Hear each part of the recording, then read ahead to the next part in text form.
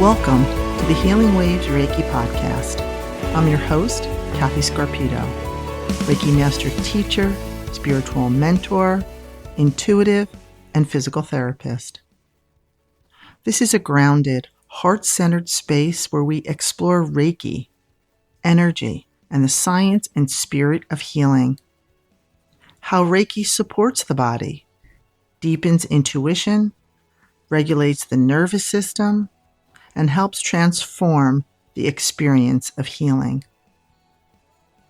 Where Reiki meets science, intuition meets practice, and healing becomes more human.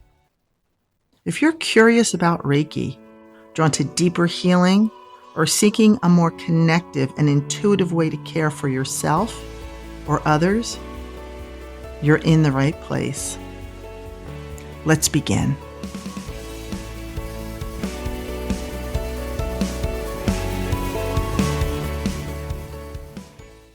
Welcome back to Healing Waves Reiki. In today's episode, I want to explore something foundational to understanding Reiki, healing, and really ourselves. And that is the nature of the human being. In order to understand Reiki more deeply, we first have to understand what we actually are. Not just as physical bodies, but as human beings. And when I say human beings, I mean both parts of that experience, the human and the being. Because we are both. We are physical and we are energetic. We are structure and soul, matter and consciousness, body and energy. And Reiki begins to make much more sense when we understand that healing is not happening only in the physical body. It is happening through the whole system. Reiki is a form of energy healing. So in order to understand energy healing, we need to understand energy. Science has shown us that everything is made of energy. The chair you are sitting in, your physical body, everything at its smallest component is energy. Even your thoughts and emotions carry an energetic component. Everything is made of the same essential substance, just vibrating at different frequencies, high and low. And that matters, because the slower something vibrates, the denser it becomes. The faster it vibrates, the lighter and less dense it becomes. So let's think of the water molecule. When water molecules vibrate slowly, water becomes a solid, ice. When you add energy, it becomes liquid, or water as we know it. And when you add even more energy, it becomes a vapor. But science has also shown us that energy cannot be created or destroyed, just transformed. This is the same substance, different frequency, and a different expression. And we are not so different. We are energy too, but we experience ourselves in different layers. There is the human part of us, the physical body. It vibrates slowly, so it is dense, tangible, visible. The body we can touch, measure, assess, treat. And this human body has its own form of consciousness, the thinking mind, the analytical mind, the egoic mind. I often call it the monkey mind, because it is always moving, always scanning, always analyzing, always trying to predict, protect, judge, compare, and control. It is the voice of fear, of doubt, of self-criticism, of overthinking, all those lower vibrational thoughts. But beneath the noise of the mind, there is another part of us, quieter, steadier, more subtle. And that is the being, the deeper energetic self beneath the mental noise. The part of you connected to intuition, presence, and deeper intelligence. This beingness is your energetic self. And just as the physical body has intelligence and consciousness, so does the energetic body. And that intelligence is intuition. Intuition is not something outside of you. It is not rare. It is not reserved for a gifted few. It is an innate part of being human. It is the quiet intelligence and consciousness of your being, the part of you always orienting towards what is true. But because it is quieter than the mind, many people miss it. Not because it is absent, but because the mind is louder. Our energetic body includes what many traditions call the energy field or the auric field. This is the energetic field that surrounds and extends beyond the physical body. And whether we realize it or not, we feel energy all the time.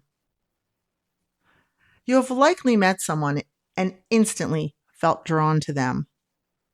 Their energy feels warm, safe, easy.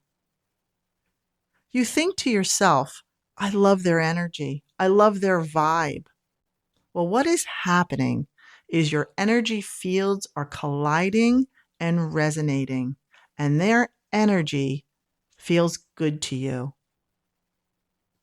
And you have likely had the opposite experience, being near someone and immediately feeling unsettled, guarded, drained.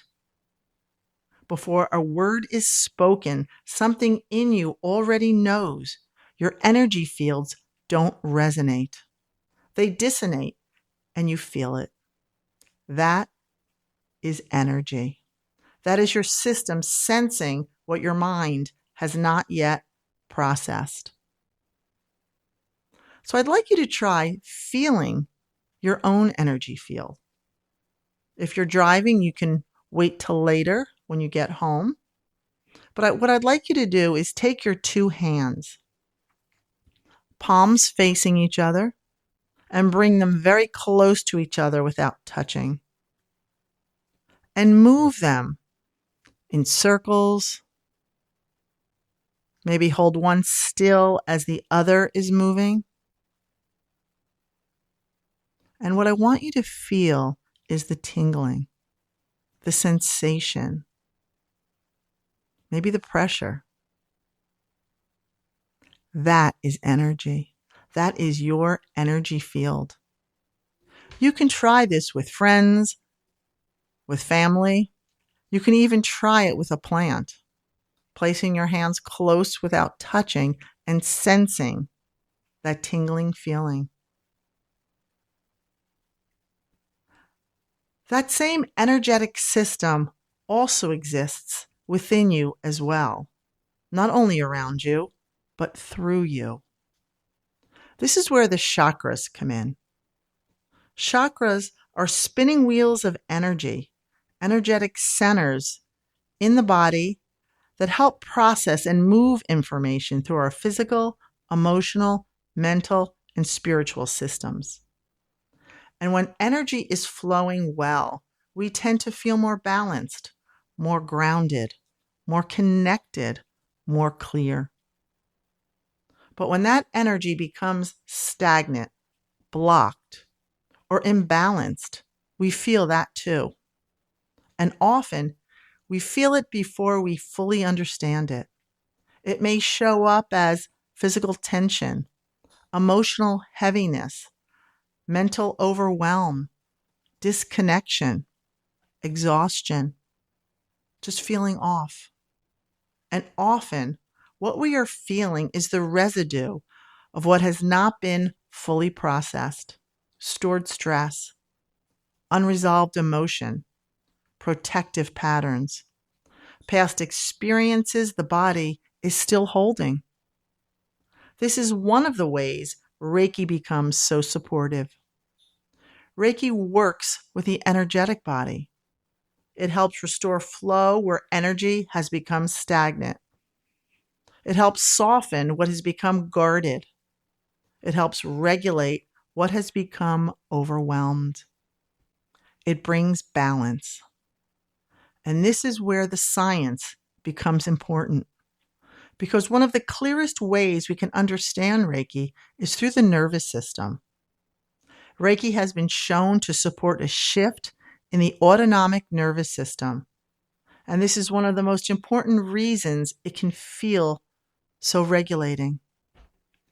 The autonomic nervous system is the part of the nervous system responsible for the automatic functions that keep us alive: breathing, heart rate, blood pressure, digestion, immune response, repair, and maintenance.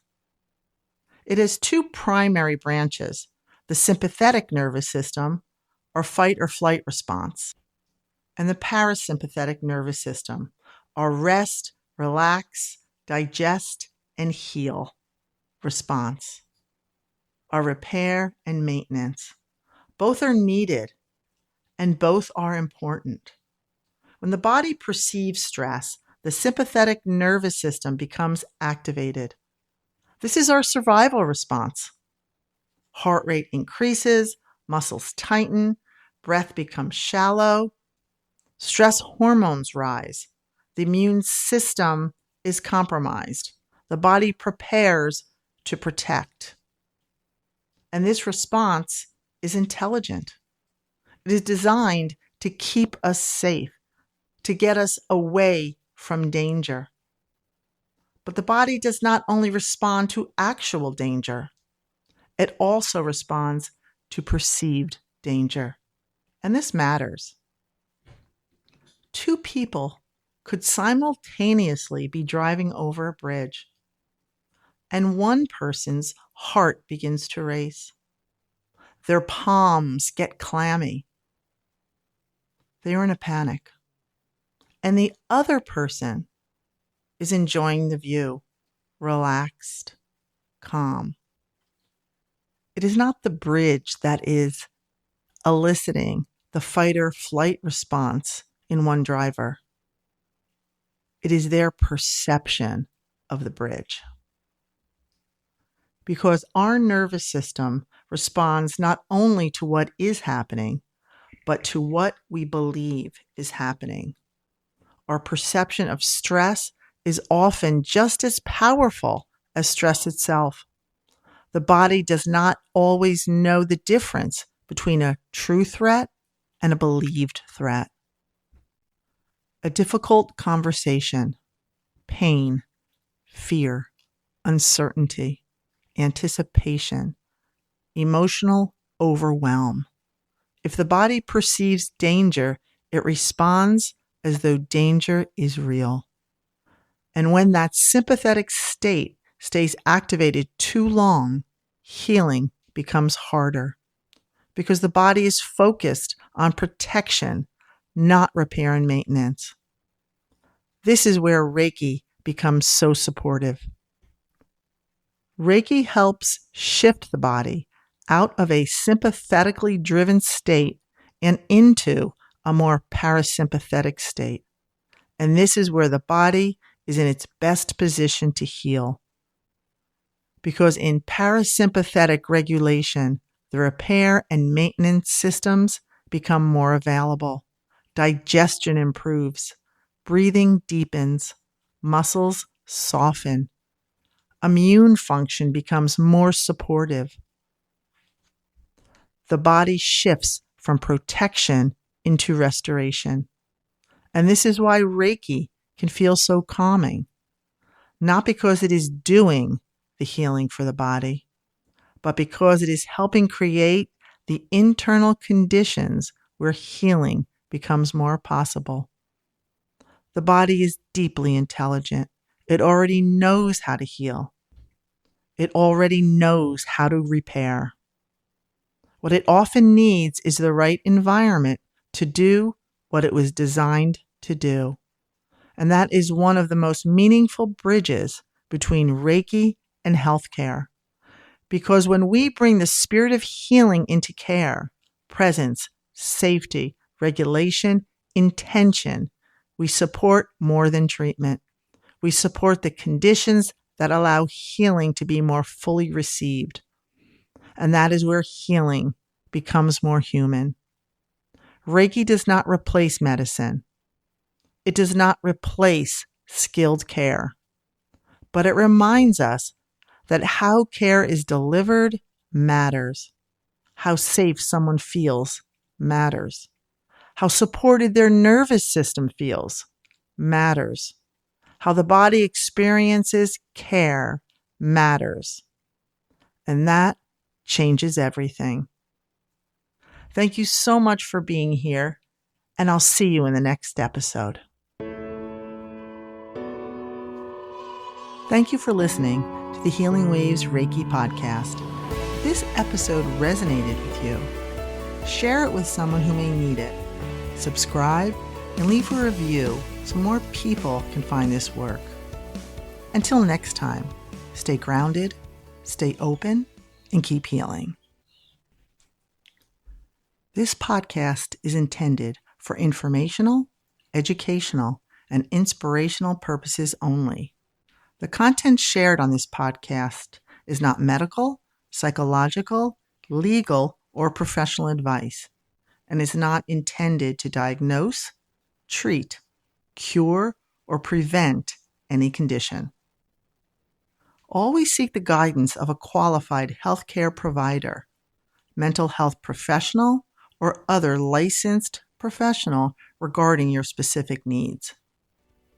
The views expressed by guests are their own and do not necessarily reflect those of the host. Listener discretion and personal responsibility are advised.